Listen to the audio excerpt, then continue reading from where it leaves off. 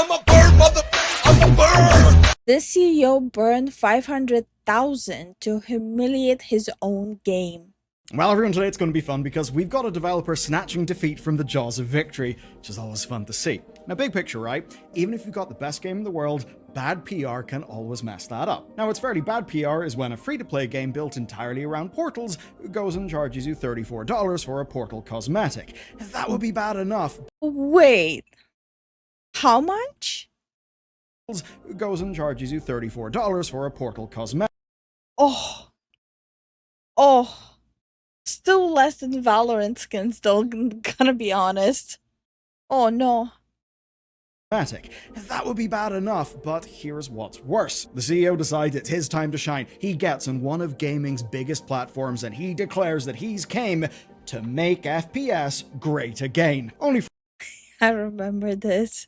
I remember this. Everyone is like ripping him a new one right now on Twitter and stuff. For everyone at home to log in and discover that, well, this game has got $34 portal cosmetics and quite a few things that end up just being quite a bad look. So that's the situation that's happening. With the whole bundle was like $80. 1047 Games. They make Splitgate 2. They've had a fairly bad weekend. Basically, the launch on one of gaming's biggest marketing platforms turned out to be a little bit of a disaster. Now they're putting out PR fires, they're dealing with angry players, and they're walking back fairly terrible decisions, all while passing the blame onto someone who's no longer at the company, but in a way that certainly does raise questions. First, I gotta get you up to speed. So, Splitgate was one of those big pandemic-era success stories. It essentially found its moment. Now, the game originally launched in early access in 2019. Like Among Us, it found an audience, right, in that overall environment, but it was nothing breakout. But then came July 2021. Basically, they launched their open crossplay beta ahead of the console launch. It was perfect timing. Players had not gotten a next-gen Halo-like game yet. Not that they'd be happy when they did get Halo Infinite, but essentially, people were starving for a big-budget arcade shooter. I was one of them. I played, I had fun. I don't know if it's just my surrounding, but I didn't really see people play this game. I never heard of this game. Yeah, like I'm saying, like with Among Us, everyone was streaming it, everyone was playing it. People were making dedicated Discord channels just to play it. With Splitgate, I don't know anyone who was playing it. I don't know anyone who was streaming it, really. So, I don't know. And it was a sensation. And if you don't get why, essentially picture this. A Quake and Halo style team-based FPS, very Xbox 360 era aesthetic, so kind of nostalgic, plus a portal mechanic that made movement cerebral. And more than just movement, you would literally be playing mind games and doing all sorts of crazy shit against your opponents. It was real fun, loads of us played, and the team reported over 100,000 players across all platforms. But oddly, by September 2022, the developer 1047 decided to end development. Yes, to end that extremely successful game. The reason being, player interest had dropped off. Now, in a way, that's normal, and what it did here is drive pretty huge action in the form of a massive pivot.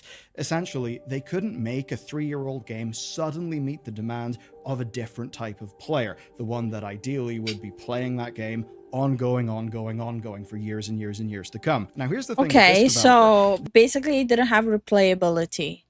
They had a cool $100 million in funding because Splitgate was so successful. So they decided then to start fresh, to build a brand new game, basically to use everything that they had learned. That's why Splitgate 2 ended up being a thing. It had an alpha August 2024, got a trailer at the Game Awards December 2024, had another alpha late February 2025, then launched into open beta May 22nd. We're getting very close to the present day, and of course the drama that's all brought us here. Now that open beta actually went well. The thing is, right, the game is really fun, so the beta went well. Steam alone was showing about 10,000 concurrent players, and that holding consistently. Okay. But the team, they needed something big, something splashy, something to fire up the zeitgeist again and get them the huge number. I'm not a fan when people just randomly use the word zeitgeist. That's the worst word you can use. It's such a eek. Yeah. Right now, like these days, if I hear someone use the word zeitgeist, I'm automatically like remembered of the game journals. So, Enter Summer Game Fest. Remember Josef Fares? He's a pretty interesting dude, and he made some pretty damn good games before the Game Awards. But it's always his appearances that kind of cemented him in people's minds, right? Like when he shouted, "Fuck the Oscars." That generated headlines. People kind of like him. So, And again, I didn't hear people praise him. The only thing I've seen is people either one, ignore him, which was the majority. He was too irrelevant for them to even make fun of him, or two, that he's cringe. Besides that, I don't really hear a lot about him. when 1047 Games CEO Ian Prolux decided to take the Summer Games Fest stage, I think he tried to channel that Josef Fares energy. And here's what he said, quote, "I grew up..." Basically, he found his Oshi. He should have found a better one. playing Halo, and I'm tired of playing the same Call of Duty every year, and I wish we could have Titanfall 3. He said that, and while he said it, he wore a hat that said, "Make FPS great again." So basically, he's going for that faux counterculture sort of feel. And you know what, in many ways, I do kind of vibe with what he was saying. I'd love some... I don't, because we have a lot of great FPS games, and we still have a lot of good FPS games dropping. Titanfall 3. I grew up playing those games. It's just nonsensical. That's what I'm trying to say. It's just, it doesn't make sense what he's trying to put out there. And I don't feel like that itch is currently being scratched. That, I suppose, is pretty much why Splitgate 2 exists. I'm happy enough for that. But he also said that he had news. The news is the Splitgate. Like, if he would have said, "Make Halo great again," I would have understood it. But for me, it's a problem that he is the "make FPS games great again." Like, make FPS great again. That's my issue. 2 was actually going to launch right now as he was talking. It also would include a full Battle Royale mode. Yes, Battle Royale, but with their own spin, so you get the best of what a Battle Royale is mixed with the arena sort of mode sensibilities of Splitgate. And it had a pretty simple pitch, that unlike big publishers, 1047 was going to make something for the players. So, want to feel like you're 15 again, playing Halo on your 360 for the first time? Well, play Splitgate 2. It won't feel samey like Call of Duty, and unlike... No. Am I the only one who thinks that comparing the old school Halo to Splitgate is insulting Halo? Like, what? I don't agree with any of this. Titanfall 3, it actually exists. Now, this all drew humongous attention to Splitgate 2. I mean, even thinking of the views, the Summer Games Fest slot reportedly costs between $250,000 to $500,000, and that was the pricing for 2024. Big marketing event, but obviously it is a huge event, and it actually seems like it worked here. Just look at the results. You've got Steam player counts more than doubling to 25k over the weekend. You've got daily active users, according to Prolux, actually tripling, and, well, the problem with all of those players is they started using their eyes, and that's where the problems began. Steam user reviews tell the story here. The open beta launch had a fairly consistent 70-30 positivity split, and that was right until Summer Games Fest, because then the negative reviews flooded in. But the thing is, right, these are not negative reviews because the game's broken. There were no fatal server queue problems like the original Splitgate. Remember those? They were not fun. No, it was none of that. Players were actually mad about the Summer Games Fest performance. So basically here's the problem, right? If you frame yourself as the upstart taking on the entrenched powers, and then people find that you're using the tools of the enemy, they might feel a bit betrayed. Yeah, just a little Put bit. simply, Prolux's hat promised you the good old days, and then he released a Battle Royale. That's a gaming trend from the late 2010s. And then he also added in some Imagine Dragons music. So basically, one half was saying this is a retro throwback FPS, the other half was not necessarily that. People were not really impressed. Seeing the Battle Royale meant that it felt kind of like a trend being chased, but a trend well past its sell-by date. Then add to that fairly poor player onboarding for the new Battle Royale mode, and of course, for the original Arena players who got them where they've got, they kind of felt like, hang on, this is going to split development resources. All of this is perfect for making a frustrated audience, but then you've got the shop rotation changing. As an example, if the Battle Royale was the spanner, then the shop prices were kind of the chainsaw. There was quite a change here. Do you remember the Diablo monetization, right, Oh from my Blizzard that got God. people a little bit pissed? They charged $30 for a Portal recolor bundle. Splitgate 2 was charging $30. So basically, they were looking at all the big names and copying everything that they did wrong. Like, how bad can it really be? Like, I mean, with Diablo, you literally had you accidentally click and you redeem like your all your money. Is it that bad? $34 for a single Portal recolor, or $80 as a part of a Um, bundle, which, ugh, I'm not really okay with that. Now, that bundle had 1 character cosmetic plus 4 weapon skins. And get this, that purportedly was a bargain because it was marked as being Originally, it would have been 145 bundle. This bundle. We're all looking at the same bundle, right? $145. Would you have paid $145 for this bundle to have this visual? 45% discounted from $145. Yes, $145. That's absolutely insane, and at the same time, returning players discovered something else. None of their premium currency transferred over from Split. But it's 45% off. Actually, that whole predatory tactic of saying like this is on sale and now you get it for cheaper, like that whole system is being tackled, so that way they don't do the whole misleading sales anymore. So hopefully in the future we'll see less and less of it. It started off with that stupid horse game. 1. And I think that's well captured by the most helpful Steam review, which sums it up as this. Bro wears a Make FPS Games Great Again hat and makes the most expensive store I've ever seen and releases an unfinished Battle Royale. Yes, framed in those terms, it's quite the plan. Cue the inevitable walkback. So for a moment, it seemed they pushed through the criticism, but then the CEO released a video. Now, in it, he refused to apologize for his hat's political context, but then he went and released another video. No. If you're making strong statements and if you're getting backlash, like you should at least stand by it. If you're making strong statements and walking them back right away because there is backlash, there's gonna be even more backlash. At least stand by your words. Don't be like a wet towel just that changes its like statements just because people don't agree with you. Video that was apologizing for the hat in its political context. So, that was a fun time for him making videos. Now, throughout, he kept saying that they would deal with the, quote, tragically stale state of multiplayer FPS games. Then the, What? quote, tragically stale state of multiplayer FPS games.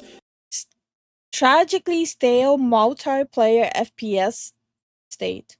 What game is he playing?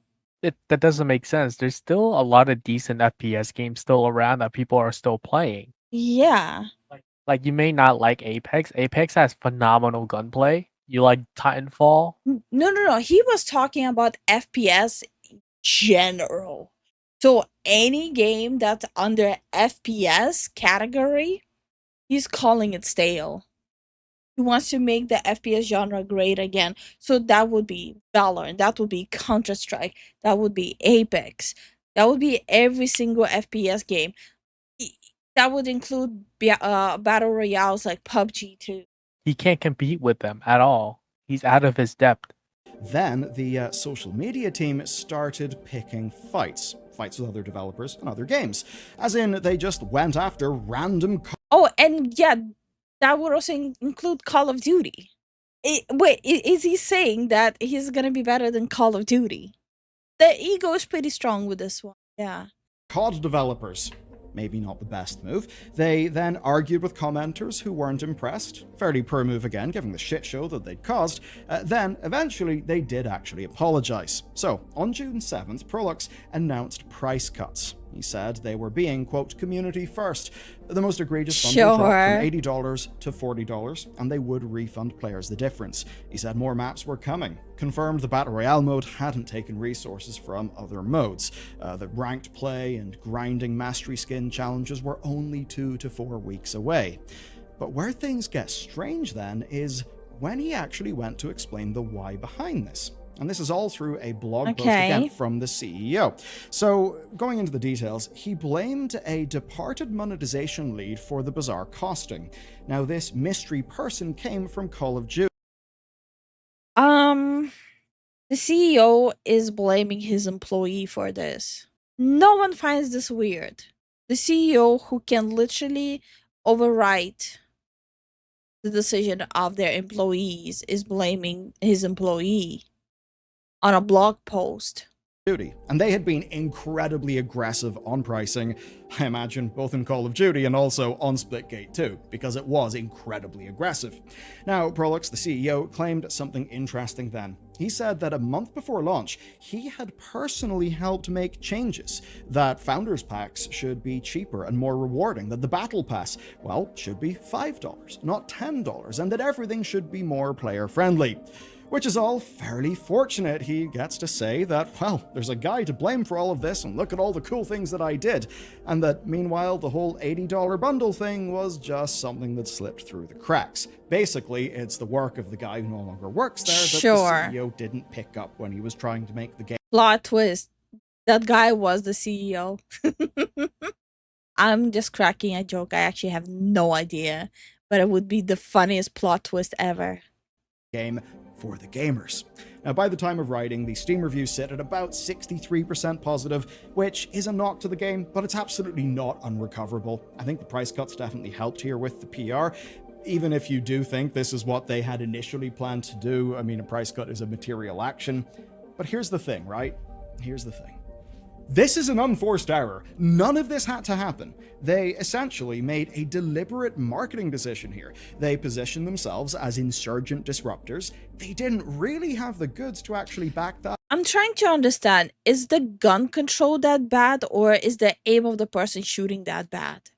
Because the gunplay seems very clunky. Up, they did a product release that didn't make them feel like they were a disruptor, and then they started beefing with random developers on the internet. Which, you know, I get wanting to be down with the people, but I think a lot of adults will look at you and think, alright, but, you know, we probably do want to trust you, you should probably try to act like pros. And I suppose it also doesn't help that they kind of ignored how the market had changed. But here's the thing with that framing, at least in my opinion, right? Whenever it initially happened with Splitgate 1, it felt measured and it felt kind of authentic. In this case, it felt like it was very much basically just trumped up and magnified so that their marketing would cut through a little bit. And it's just one of those things. Like, I see the concept appeal, like landing nutty shots like a snipe, a quick scope through a portal and stuff like that. I see the appeal of it. It's just unfortunate that the execution and the way it was just handled marketing wise just completely made it flop. If you increase the magnitude of your message, if you really do try to make it spicy, if it lands perfectly, sure, humongous rewards. If it doesn't land perfectly, well, it's a bunch of mess. That's exactly, basically, what happened to them here. Let's finish with something positive though, because while he does have a point, I do actually think he's broadly wrong. So, Prolix called shooters tragically stale. And that's a fascinating phrase. We know that he's talking about multiplayer games. That means he's ignoring the incredible indie FPS games that exist, so that's one thing. But he's also ignoring all the multiplayer FPSs that have released as well. And there are interesting ones, there are good ones. And here's what undermined his argument the most. But he wasn't talking about just indie FPS games. There are good indie FPS games, there are good bigger studio FPS games. I think the fact that he's walking in so arrogantly and saying that he's the savior of the entirety of the FPS genre is pathetic. Flooded with these games. During Summer Games Fest weekend alone, there were 2 separate Capture the Flag games, plus many other indie titles. And just look at the overall landscape. I mean, yes, X-Defiant and Spectre Divide tried innovating in their own ways, and they failed. But you've got successes, ones you've probably not heard of. You've got Straftat, you've got Fragpunk. Both of those are multiplayer FPSs, both of them actually feel fresh. And they also don't try to throw the rest of the genre under the bus to essentially throw the rest of their colleagues, fellow What was the cow game? Not the cow game, the pig game. I don't know. What the heck? Tell me more about that one. FPS developers under the bus. I think really the answer to Prolux's problem was actually just in his own speech. He says he's Yeah, basically the problem was shut the hell up, sit down, hire a marketing team. Same as time and time again, all these gaming companies keep on doing the same mistake. Just zip it, sit, look pretty, hire a team for it. tired of playing the same Call of Duty every year. I have a shocking solution for you. Try not playing the same Call of Duty every year. There are lots of other games that you could play. Yep. And perhaps if more of us were willing to change from an incumbent, we could actually support these other multiplayer FPSs. Like me and Zen keep jumping from games to games, so like the genre never seems stale to us. Them larger. But the inherent problem is, actually getting someone to change is really, really hard. Anyway, why not just convince people to try and play something else? And to do so, by that new thing, the something else, being inherently interesting. To be generating its own demand organically through what it is as a game, and not just in a cheap throwaway junk food manner like trying to trash the whole genre at the same time. Because if you start playing that trash talking game, well, you goddamn better be perfect in how you execute everything else, because people will be willing to hit you with your own style and your own language. That shit bites both. Or you know what people respect even more, be humble and let the game speak for itself. Nice. And on stuff that bites both ways, positives, negatives, well, generative AI. But yeah, no, this is just like, this is sad. This is absolutely sad. Yeah, fly high, check it. Spread my wings high, reach the sky. Feathers in the wind, never asking why. I'm a bird, motherfucker, I'm a bird. Soaring high, yeah, that's the word. Flying free like you never heard.